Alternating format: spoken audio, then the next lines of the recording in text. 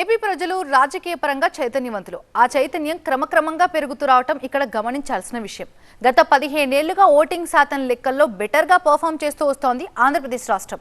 National రికార్డుల్ని సైతం బద్దలు కొడుతుంది. ఈసారి కూడా అదే ఊపు కంటిన్యూ అయిందా?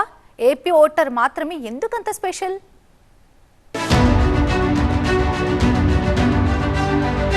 2009లో 72.70%, 2014లో 74.64%, 2019లో 80.39%. ఇలా ప్రతి ఎన్నికల్లోనూ టోటల్ టర్నౌట్ లో ఇంక్రిమెంట్ ఇస్తూ వస్తున్నాడు ఏపీ ఓటర్. 2019 సార్వత్రిక ఎన్నికల్లో 80.4% ఓట్లతో దేశంలోని మిగతా రాష్ట్రాల కంటే బాగా పర్ఫామ్ చేసి రెండో స్థానంలో నిలిచింది ఆంధ్రప్రదేశ్. టాప్ ప్లేస్ లో ఉన్న వెస్ట్ బెంగాల్లో 81.8% ఓటింగ్ నమోదైంది. 2014లో నమోదైన 74.64% కంటే మరింత మెరుగుపడి 2019లో 80 మార్కును క్రాస్ చేసింది ఏపీ.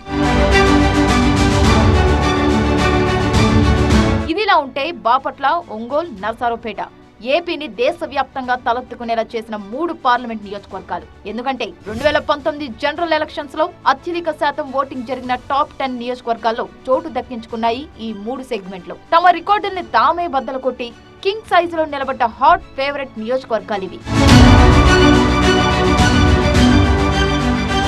2014లో బాపట్ల ఎంపీ నియోజకవర్గంలో 85.16% ఓటింగ్ నమోదైతే 2019లో అది 85.49% పెరిగింది. ఒంగోలు పార్లమెంటు పరిధిలో 2014లో 82.23% మంది ఓటు హక్కు వినియోగించుకుంటే 2019లో మరో 3% అదనంగా 85.23% మంది పోలింగ్ లో పార్టిసిపేట్ చేశారు. నరసరావుపేట ఎంపీ సీట్లో 2014లో 84.68% నమోదైతే 2019లో అది 85.53% పెరిగింది.